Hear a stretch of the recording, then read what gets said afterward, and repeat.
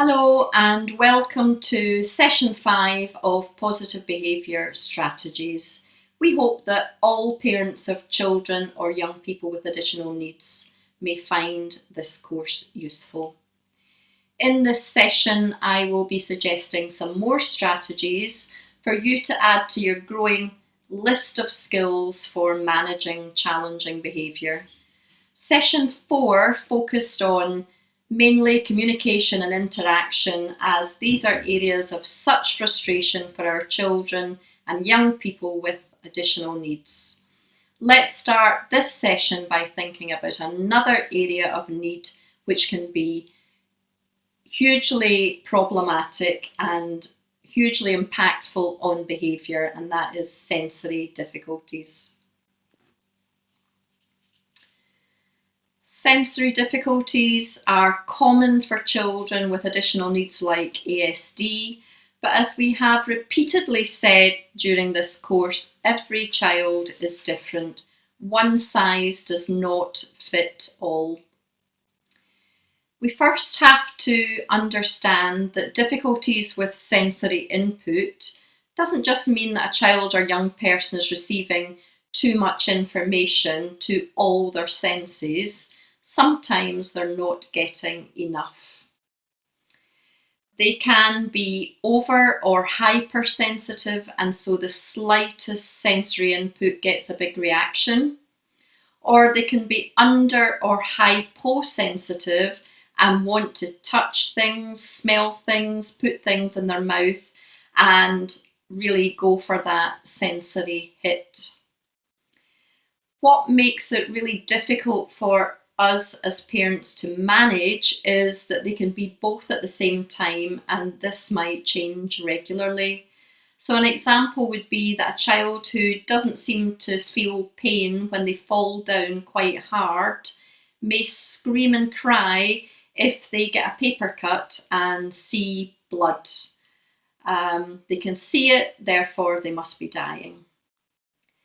When your child has these kind of difficulties, you can't change the world for them. But what you can do is try to avoid places and situations which you know will upset them. And you can also try to make home a place which tries to meet their needs.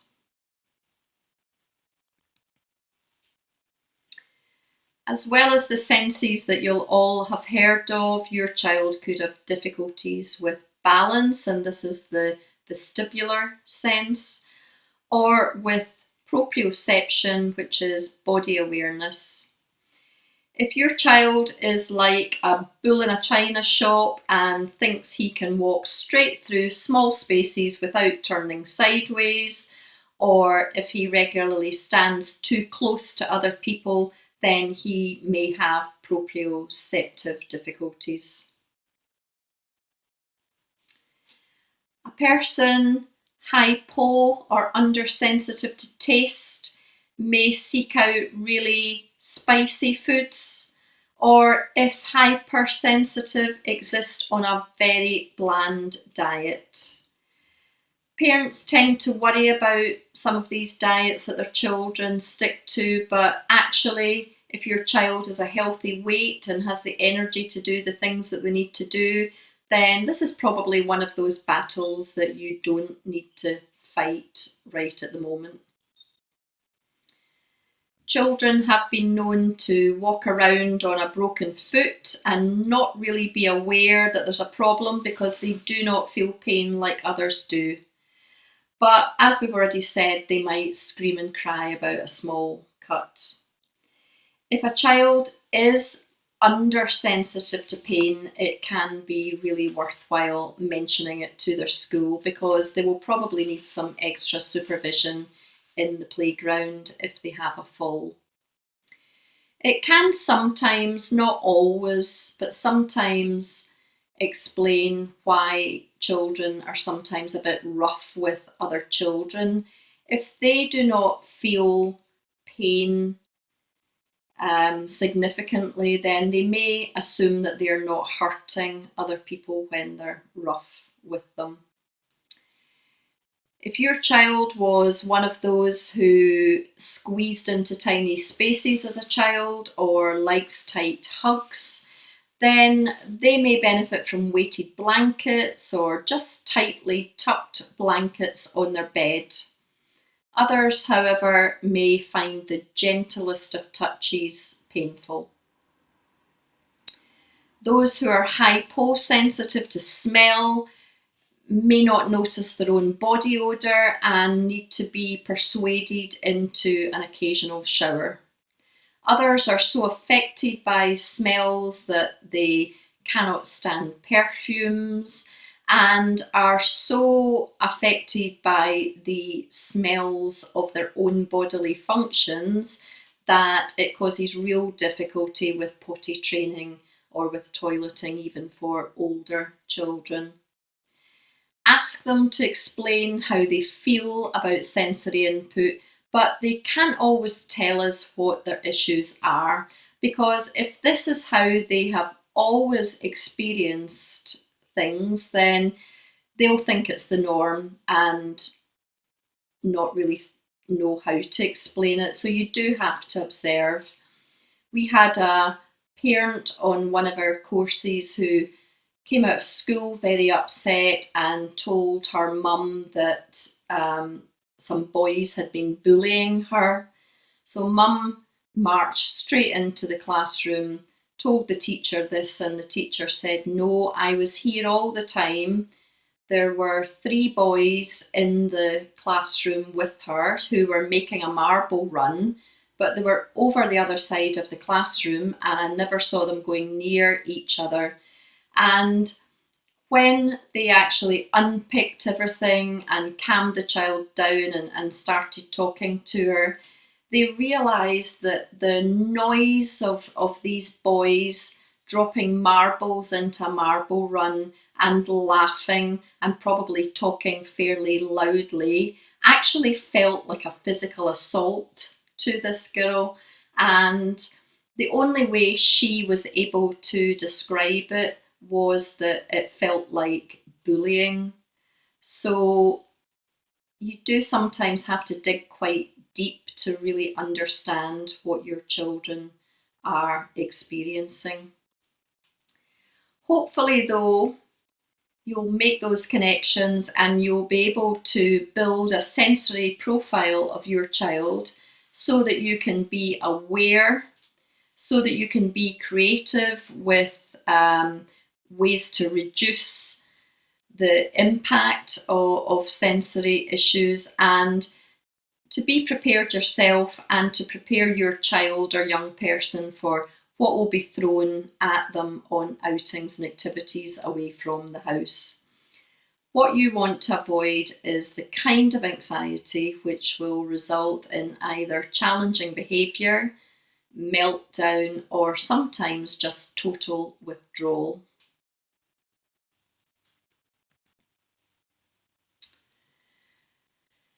I was on a course with an occupational therapist, and she used this Winnie the Pooh analogy as a way of explaining zones of sensory regulation, and I found it helpful, and I have probably oversimplified it, but it's here to help you. So if your child is like Eeyore, then he or she needs more sensory stimulation, obviously. If they're beginning to look like Tigger, then they need a lot less stimulation. Everything's just getting a bit too much. You want your child to be like Winnie the Pooh. Yes, he's energetic, but he's also inquisitive and, most importantly, when they're at school, ready to learn. This is why lots of schools are now introducing sensory circuits before the main learning of the day to get children into the right zone. Some children will need exercises to stimulate them, and others will need exercises which calm them down. So the person running these sensory circuits needs to really know what they're doing. Weight bearing exercise has been shown to help, And you can try some of these exercises at home. Weight-bearing exercise means things like hanging from monkey bars, going for a walk with books in a backpack, or giving them a job where they've got to move some logs around the garden in a wheelbarrow. All of these things will help to get Tigger looking more like Winnie the Pooh. There are lots of things that you can use at home to help with sensory difficulties once you've worked out what they are. Here are a few. The National Autistic Society has a lot more information about sensory methods and tools that you can use at home. And if you search for NAS and sensory issues, you'll find some great information on there. We've spent quite a long time on sensory issues, but it's because it's a large area of distress for our children and young people. Let's now move on to some other strategies.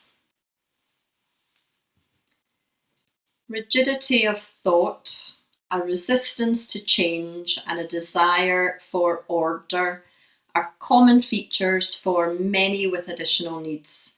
So introducing some predictability into their lives in the form of a fairly firm daily routine can in fact be the single biggest thing that you can do to reduce anxiety for your child. Remember that what looks like anger can actually be anxiety and distress and a feeling of not being in control. We've already spoken about the usefulness of visual aids and tools such as Now and Next or First and Then. They all help to predict for the young person what is coming next, and that reduces their anxiety.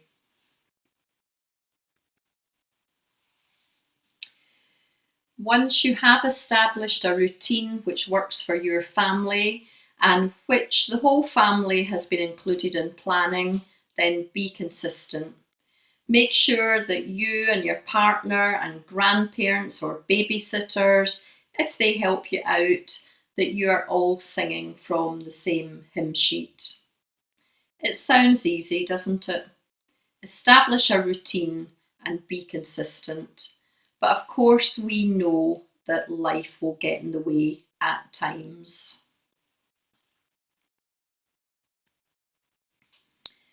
Because plans change. Not a problem for most of us, but can be a major problem for a child with additional needs. Give them as much warning as you can about a change. Prepare them for a possible change. Have a backup plan.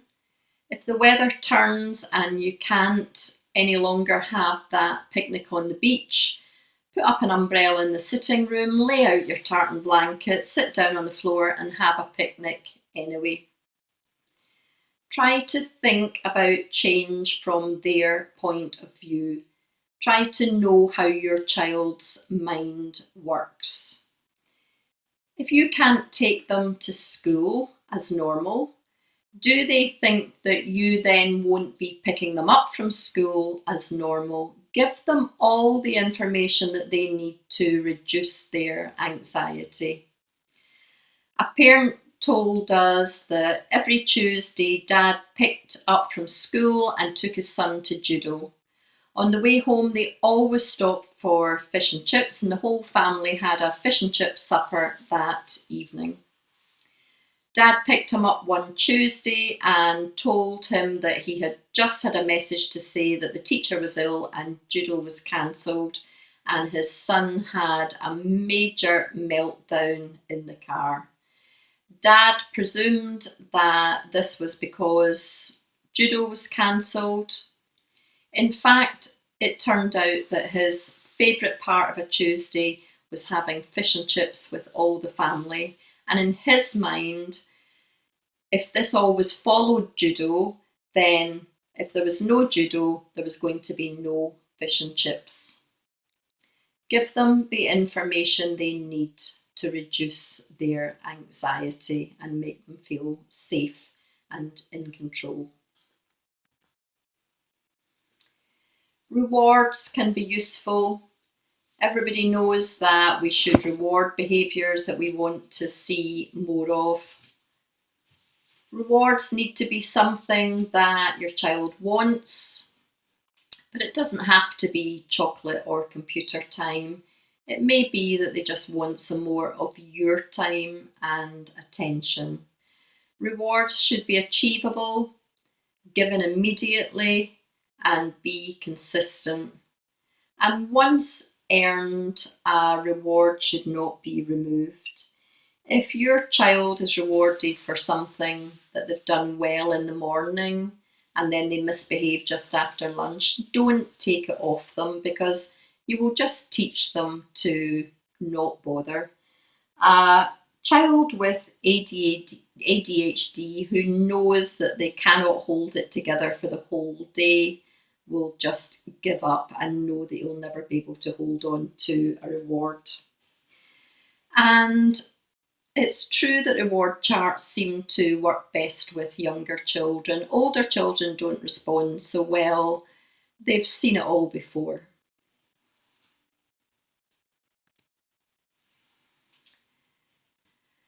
Praise is really important. It's really important that your child hears praise, but we do all like to receive praise in different ways. As parents, we can all be guilty of criticising a child's challenging behaviour, but when they're behaving really well, we take the opportunity to disappear into the kitchen and get on with making the dinner. And then we're not present to praise the good behaviour. For some reason, lots of children don't like overt praise. It makes them stand out. For those children, they would much prefer a wink or a thumbs up, which others don't see. Praising them out loud with good girl or well done can have the opposite effect from that you intended. Praise them for managing their behaviour well, and show them that you know them well by praising them for achievements others might not notice. You coped well with that noisy shop. I know that was hard for you. You sat beautifully. You must have really wanted to fidget, so well done. They will like the fact that you recognise these things about them. Don't forget that children are learning from us all the time, so be very careful about what you're actually teaching them. If you shout a lot, they will A, stop listening, and B, think that this is how people should speak to each other. I worked in schools for many years, and it took a while to realise that actually the very best teachers were the ones who spoke very quietly. Children had to quieten down and almost lean in order to hear what the teacher was saying. And those were the classes which really created the best learning environments. So model very positive and respectful relationships. Show your children what loving behaviour, caring attitudes, good manners, compassion, warmth and empathy look like. And ham it up a bit to make the point. If your husband brings you a cup of tea, say, "Oh, thank you, Dad, for that cup of tea. That was so kind of you. I was really thirsty."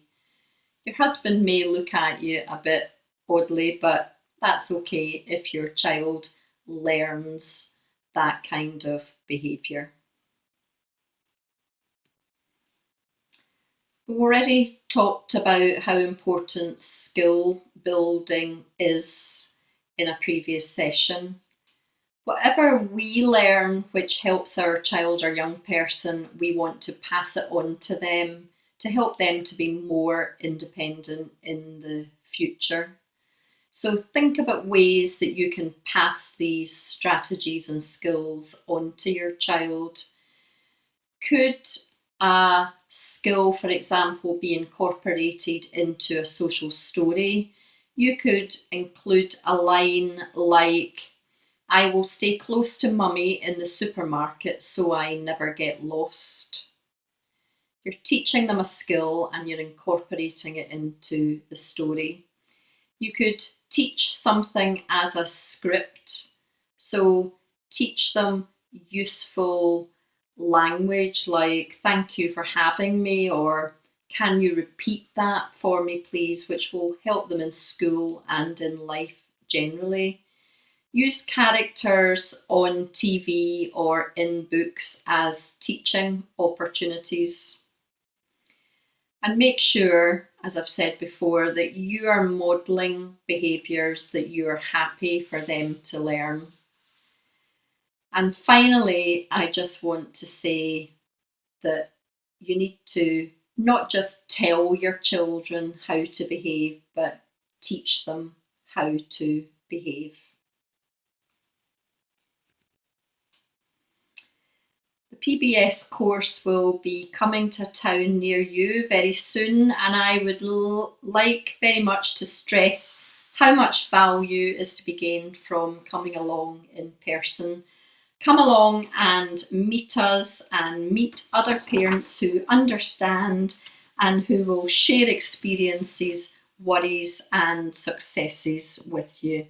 Here is one parent talking about what the course meant to her. Hi, I'm Claire. I attended the Positive Behaviours Support course back in July 2018, soon after my 11-year-old son was referred for an ADHD assessment. At that early stage, I didn't really understand what was going on with him. The PBS course not only gave me an insight as to why he did the things that he did, but it helped me to recognise possible triggers and to help communicate with him more effectively and positively. It also gave me the opportunity to meet people going through the same thing as me. It was a relief to know that I wasn't on my own and support was out there. Family Action continue to support me today through one-to-one advice and through monthly meetings with people just like me. Thank you. There are lots of organisations out there who can provide help and support, or information and knowledge, or who can put you in touch with local events and activities in your community. These are just some of those organisations. I'd like to finish with some contact information for Family Action's Norfolk and Waveney ASD and ADHD support service. Get in touch by phone or email if you want to book on a course or access any of the other services that we offer, or go to our Facebook page, which is also called Norfolk and Waveney ASD ADHD support service. Please join me for session 6 of the course, the final session, which will look at meltdowns, how to deal with them, and how to help your child or young person recover from them. Goodbye for now.